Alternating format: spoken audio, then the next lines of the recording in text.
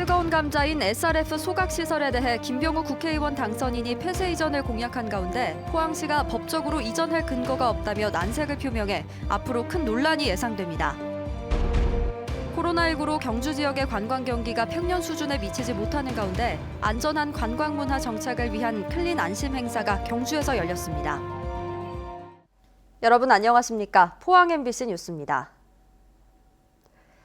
포항의 뜨거운 민원 중 하나인 SRF 문제가 다시 이슈로 부상하고 있습니다. 김병우 국회의원 당선인이 현 시설의 이전을 언급했고 포항시 의원도 5분 자유 발언을 통해 약속 이행을 촉구하고 나섰습니다. 하지만 민자 사업이어서 가동 중단이 법적으로 쉽지 않아 포항시는 전전긍긍하고 있습니다. 김기영 기자가 보도합니다. 선관위 주최 후보자 TV 토론회에서 미래통합당 김병우 후보는 SRF를 이전해야 한다고 피력했습니다. 저는 이 SRF 시설에 대해 기본적으로 계약기간 15년에 상관없이 가장 빠른 시일 내에 대체 소각장을 만들어서 조속히 이전해야 한다고 생각합니다. 한 발 더 나아가 폐기물은 발생지 처리 원칙에 따라 새 소각장도 일정 기간 운용한 뒤 또 옮겨야 한다고 주장했습니다. 새롭게 만든 대체 소각장도 가급적 빨리 문 닫고 또 다른 지역으로 옮기도록 설계해야 됩니다. 그래야 누구든 모든 포항 시민도 언젠가 내가 한번 저 소각장을 책임져야 되는구나. 언젠가 우리 지역에 와야 되는구나. 이런 생각을 할 것입니다. 포항시의회 269회 임시회에서 오천이 지역구인 박칠용 의원은 헌법기관인 국회의원에게는 무게감에 걸맞는 말의 실천을, 포항시에는 정책 전환을 요구했습니다. 지역 주민과의 반드시 지켜야 할 약속인 것입니다. 당선까지 되었으면 두말할 나위가 없는 것입니다. 이에 대해 포항시는 2034년까지 15년간 협약한 SRF가 BTO 방식의 수익형 민자 사업이어서 위법 사항이 없는 한 포항시장도 법적으로 중단할 권한이 없으며 김 당선인의 개인적인 의견이고 중단할 경우 매몰 비용이 7천억 원, 새 부지까지 감안하면 1조 원대로 추산돼 불가능하다는 입장입니다.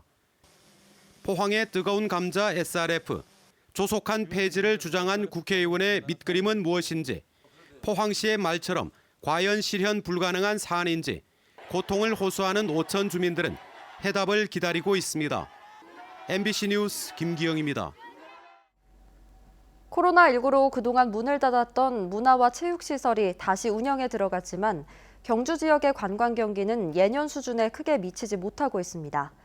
경상북도는 코로나19 확산을 막고 안전한 관광 문화 정착을 위해 경주에서 클린과 안심을 강조하는 행사를 가졌습니다. 김철승 기자의 보도입니다. 경주 황리단길은 젊은 층이 많이 찾는 경주 대표 관광지입니다. 코로나19 상황에 따라 관광객들이 들쭉날쭉합니다. 서울 이태원 클럽 확진자 발생 이후 10% 이상 줄었습니다. 또 연휴와 주말에는 북적이지만 평일에는 상대적으로 한산한 편입니다. 주중 같은 경우에는 저희 같은 경우는 한 20-30% 정도 되고요. 주말은 한 5-60% 정도. 아직도 좀 회복되려면 좀 멀은 것 같아요. 대릉원 등 관광지도 비슷한 상황입니다.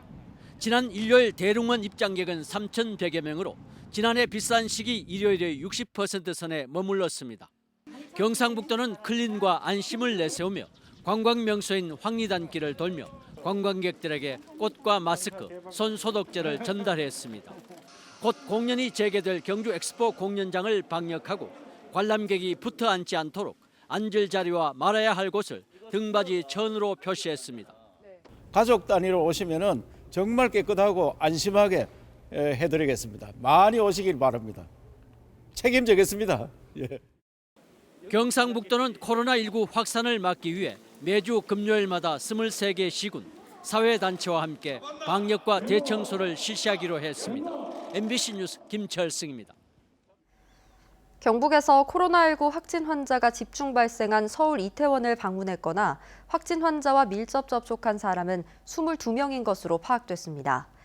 시군별로는 영덕이 4명, 포항 3명, 경주 2명 등이며 현재까지 22명 모두 음성 판정을 받아 자가격리된 채 증상을 관찰하고 있습니다. 포항시는 이태원 클럽을 방문한 사람은 남북구 보건소에서 선별 진료할 경우 익명성을 보장하지만 미검사로 확진이 발생할 경우 손해배상 청구 및 200만 원 이하의 벌금을 부과할 수 있다고 밝혔습니다. 서울 이태원 클럽의 코로나19 집단 확진을 계기로 포항시가 한 달 동안 지역의 유흥시설에 대한 운영자제 명령을 내렸습니다. 불가피하게 운영을 해야 할 경우에는 유증상 종사자 즉시 퇴근, 체온 등 1일 2회 점검, 이름과 전화번호를 포함한 대장 작성, 종사자 및 이용자 전원 마스크 착용과 1, 2m 간격 유지 등 방역 지침을 준수해야 합니다. 이를 어길 경우 벌금 부과 및 집합 금지 명령 등 강력한 조치를 취하기로 했습니다. 이와 함께 민관 합동 코로나19 예방 컨설팅단의 생활 방역 범위에 유흥시설도 포함됐습니다. 5월은 많은 어패류가 산란을 통해 번식하고 자라는 철이라서 불법 어업 단속이 반드시 필요한 시기입니다. 해경은 코로나19 확산 예방으로 대면 단속이 소홀한 틈을 타서 불법 어업 행위가 늘어날 것으로 보고 단속을 강화하기로 했습니다. 박상환 기자가 보도합니다. 해경 단속반이 포항의 한 횟집에 들어가 주방에 쌓여있는 스티로폼 상자 수십여 개를 뜯어봅니다. 암컷대게 500여 마리가 판매 유통되려다 적발된 겁니다. 암컷대게와 등딱지의 지름이 9cm가 되지 않는 어린 대게는 1년 내내 잡을 수 없습니다. 또한 12cm 이하의 오징어와 21cm 이하의 고등어도 연중 포획이 금지돼 있습니다. 오징어는 정치망업을 제외하고는 5월 31일까지 포획이 금지되어 있고 고등어는 6월 30일까지 포획이 금지되어 있습니다.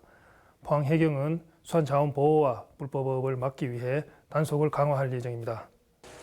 이 밖에 도다리로 잘 알려진 문치가자미는 몸 길이가 15cm 이하면 잡을 수 없고 참가자미도 12cm 이하는 포획이 금지됩니다.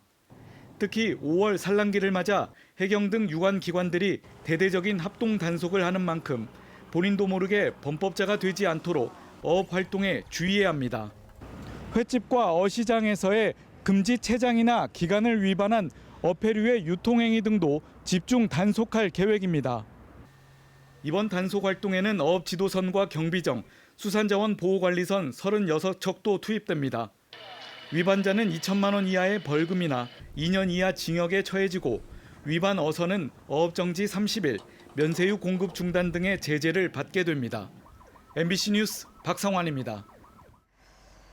코로나19 대책이 생활 속 거리 두기로 전환되면서 그동안 감축됐던 시외버스 운행도 조금씩 회복되고 있습니다. 대구 울진간 준무정차 시외버스 운행이 하루 3회에서 오늘부터 9회로 증편됐고 포항 울진간 완행버스 운행도 하루 8회에서 15회로 늘어났습니다.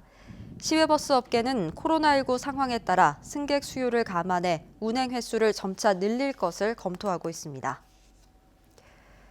경주시 간부 공무원들이 정부가 지급하는 긴급 재난지원금을 기부하기로 결정했습니다. 경주시는 과장급 이상 100여 명이 3개월 안에 신청하지 않거나 신청하되 일정 금액 기부 의사를 표시하는 방법으로 기부에 동참하기로 했다고 밝혔습니다.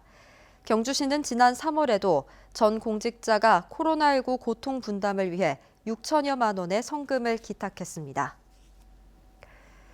포스텍 환경공학과 국종성 교수팀이 스위스 취리히 대학교 김진수 박사와의 공동 연구를 통해 이산화탄소의 증가로 인한 식물 증산작용의 감소가 지구온난화를 가속시킨다는 것을 확인했습니다. 연구팀은 식물 증산작용의 감소로 식물이 배출하는 수분의 양이 줄어들면서 육지의 온도가 더 쉽게 상승한다고 밝혔습니다. 연구팀에 따르면 이 현상은 북반구 육지 지역의 폭염과 북극의 온난화를 가속시키는 것으로 확인됐습니다. 포항시의회가 착한 임대인 및 코로나19 피해자 지원을 위한 포항시 시세 감면 동의안을 통과시켰습니다. 이에 따라 포항시는 임대료를 인하한 임대인에 대해 2020년 건축물분 재산세를 감면하기로 했습니다.